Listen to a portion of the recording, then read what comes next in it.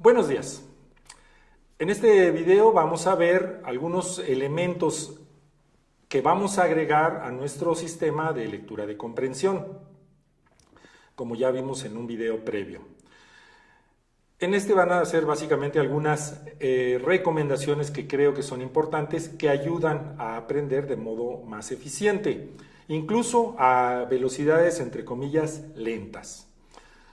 La primera recomendación que te doy es que realices la repetición de lo leído en tu texto constantemente. Es decir, leas y vuelvas a leer, y vuelvas a leer, y vuelvas a leer.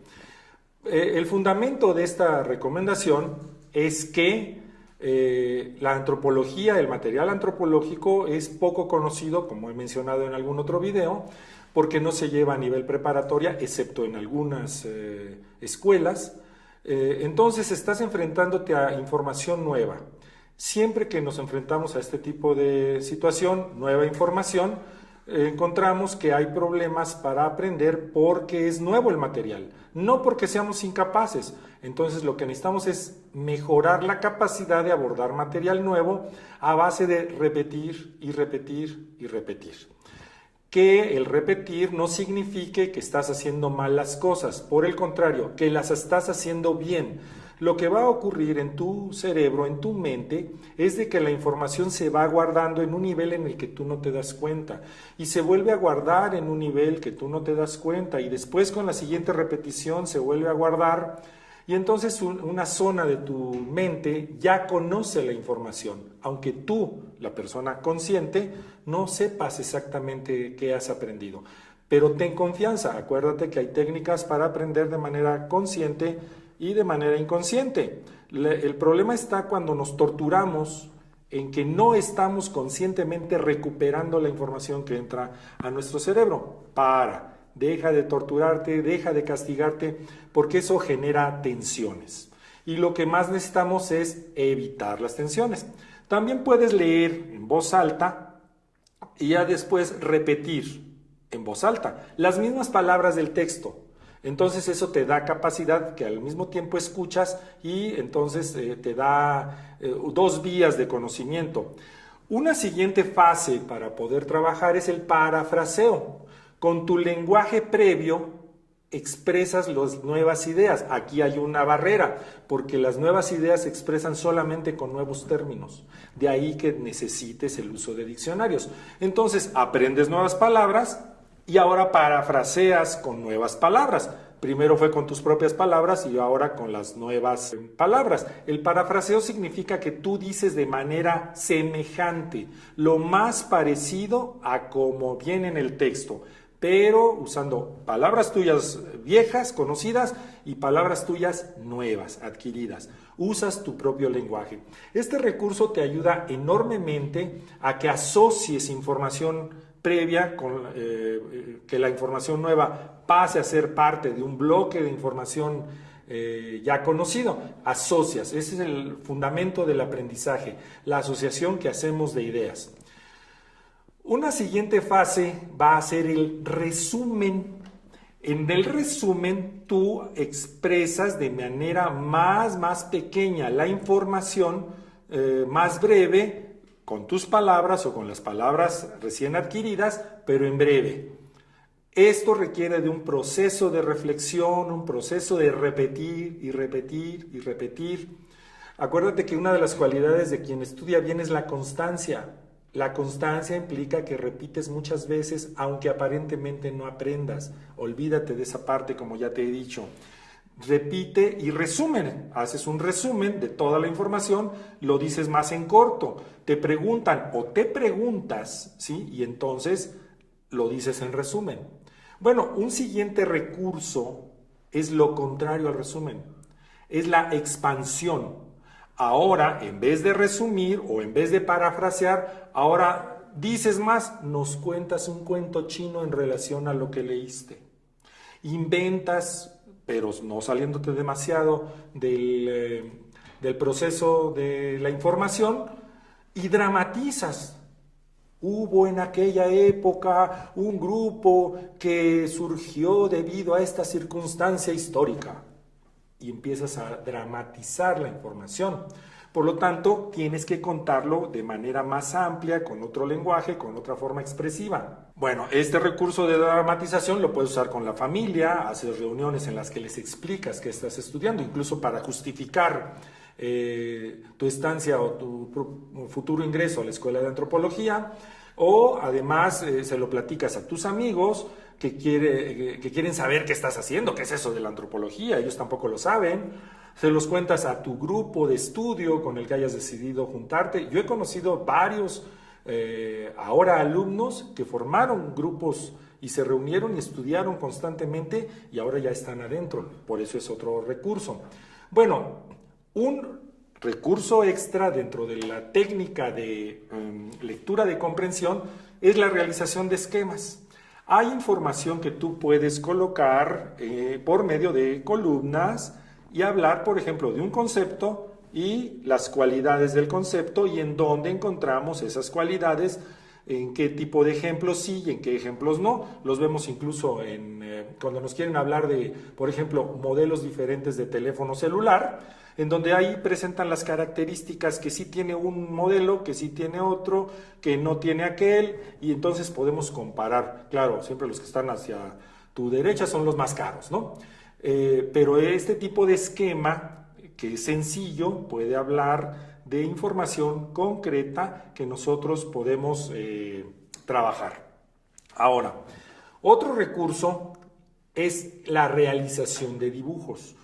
Tú debes dibujar toda la información que puedas, ¿sí?, en cuaderno especial que hayas dedicado para este trabajo de estudio, o incluso dibujar en los márgenes del libro, tiene un montón de espacios para poder dibujar, ¿sí? ¿Qué tipo de dibujo? Cualquier dibujo que te represente información significativa a ti.